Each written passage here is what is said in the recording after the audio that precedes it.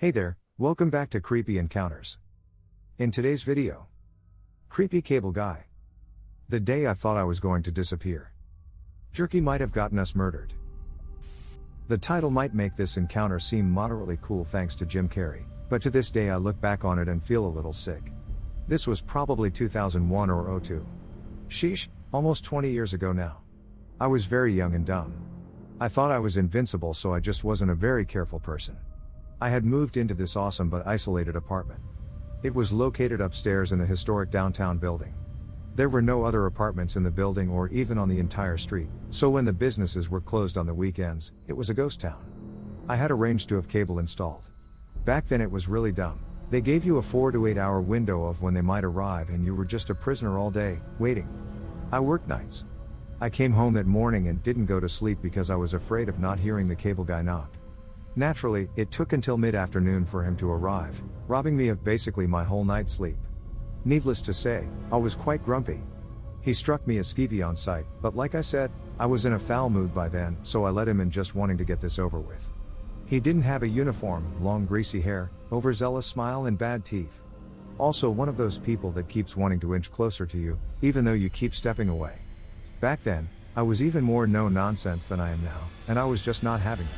I wasn't even moderately polite. Probably the only time I've ever been rude to any sort of person who comes to my house for a service. But I told him to cut the chit-chat. I've been waiting all day. I plopped onto my couch to angrily watch him fiddling with wires. Problem was, I fell asleep. You know that disorienting feeling when you go to sleep in the afternoon and you wake up, knowing you've slept much longer than you meant to.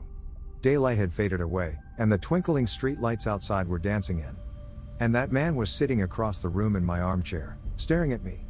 I gasped violently and scrambled to my feet, demanding to know what he was doing. He stood also and began to step forward. With this utterly stupid grin and this eerie choked up voice he said, "You were just so beautiful sleeping there, I couldn't help but watch you." Maybe he saw something in my eyes, but I stepped toward him and snarled at him to get out, and amazingly he did. I can still remember that ugly smile dying on his lips, and he turned and bolted. Thinking back, I always remember how alone I was up there. I was tougher back then, so I apparently came across as one not to be crossed when it counted. But it turned out that man had sat and watched me sleep for 3 hours while darkness fell. Boy did I get lucky. I was around 13 years old, it was summer, school was a month away and I was headed into public school from Catholic school. I had one friend who was making the same move I was, and she only lived 3 blocks away from me. I remember running out of my house with my friend, yelling to my mother who was in the kitchen, that we were headed to the deli over on the main road. Because I was with someone else, of course, I was allowed to go. If I was alone, my mother would have made a big stink about it. Once we turned onto the road that led to Main Street, we saw a man on a bike headed our way. Once he passed us, he turned around. To this day I can remember what he was wearing: ball cap, plaid shirt, brown t-shirt underneath, and a pair of faded jeans. I looked at my friend, but we kept going. He started to follow us, so when we got to the main road, we took off the opposite direction back towards my mother's house. Which means he would have to turn around. Now 2 girls running with all their might versus a grown man on a bike, you'd think he would have caught up to us easily, but it was like he was chasing us with a lack of effort. As if he wanted to get caught chasing down 2 13-year-olds. You can say that my friend, and I may have gotten the wrong idea, but then tell me why he turned down my block. But once he saw that we got into the house, out of breath, laying on my living room floor, why did he pass it, turn around to see if we came back outside, and took off the way he was originally going, which was towards the highway. I couldn't breathe for at least 10 minutes. I remember my mother threw us in the car and took off after the man. She found him on the side of the highway, riding his bike, and we pointed him out. My mom told us to hide behind the front seats so he couldn't see us. My mother laid into him so bad, he begged her not to call the police, which she did. As he tried to take off, another car stopped him by pulling onto the curb. He must have seen my mother fighting with the man and thought it looked strange. He escaped eventually, ran right into the woods and into the water. The police looked for him, but he was never found. It became the tale of the town, that girls that enter those woods never come out. About 6 years ago when I was 20, my sister was working with a popular cellular carrier who'd just opened stores in Alaska and was paying for employees to go help open them if they agreed to live there for 2 years. My sister and I have always been close, and she's like a second mom. She didn't want to go live in a new and strange state with just her fiancé and no other family, so I went with her. They decided that we'll drive through Canada because it was cheaper than shipping a car and truck. My best friend comes with us on this long voyage, so I have company when it's my turn to drive. While driving in another country is scary in itself, we ended up with a pop tire like twice, but shout out to the nice Canadians who fixed it free of charge.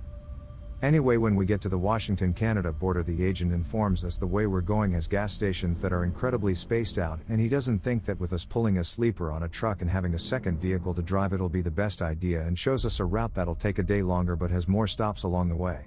It was through BC close to Alberta then up Yukon. So like 3 or 4 days later, I don't know exactly, that trip was the longest I've been on, so it all the days blurred together really. We get to Yukon and we're low on gas and spot a middle of nowhere station. Of course we stop there. This place is run by one man and sells a variety of jerky, some that we've never tried before, bison, moose, I think, etc. We all go in to get drinks and snacks, and my brother-in-law and sister buy all sorts of jerky, and the attendant hasn't said much to us, says, "You know, I have a bunch of other types in the back, why don't you come back there with me and check it out?" Before this point, my friend and I were already paranoid about stopping here because this is the perfect true crime story, right? Being in a different country where no one knows us, no one back home knows where we are exactly, no cell phone service because of roaming fees, in the middle of goddamn nowhere at the only gas station around for hundreds of miles as far as we know. So my alarms are already raised, and my brother-in-law and sister of course don't want to be rude and want to check out what he has. I tell them, you know, we still have such a long journey, we have enough jerky, we really don't need more, we should get going. My friend is already out the door because she noped out when he asked us, and I have to be the one to reason with my family. The attendant tells us, well, it'll be really quick, trust me. What do you think is gonna happen? My brother-in-law and sister are like, yeah, we'll go check it out. Then I tell them, no guys, come on, we have to go. Why do you need to go check this out? We have enough, don't we? Besides, I'm sure there's more stops before Alaska that have a variety too. I don't want to stay here longer than we need to. We got gas and we had snacks. Let's get moving. The attendant sighs and asks, why are you so afraid? It's just jerky. I reply, I'm not afraid. I don't want to be here anymore, and there's no reason to be. If it's just jerky, then why can't you bring some options up to us? Should be easy enough, right? My sister shoots me a disapproving look that tells me to stop being rude, and the attendant smiles at me and says it'll be much easier if you guys just follow me back there. Finally, I've had enough, and I tell my sister, look, if you guys want to stay, go ahead, but since I'm driving your car, me and Diana will leave, and when we get to a place with Wi-Fi, we'll let you know where we are. And I start heading out, which I guess says a lot that I'd rather get myself more than likely lost than stay here, because my sister and brother-in-law ended up following me out, but I still get the you were being rude to the nice man. He's just lonely speech, and we all load up and head out. As we're driving off, the attendant walks out and watches us until we are out of sight. With everything that happened in Canada, that was the scariest experience of the trip, even scarier than when a bison tried to charge at our car. Anyway, love you Canada, but I'm good on never seeing that man or gas station again.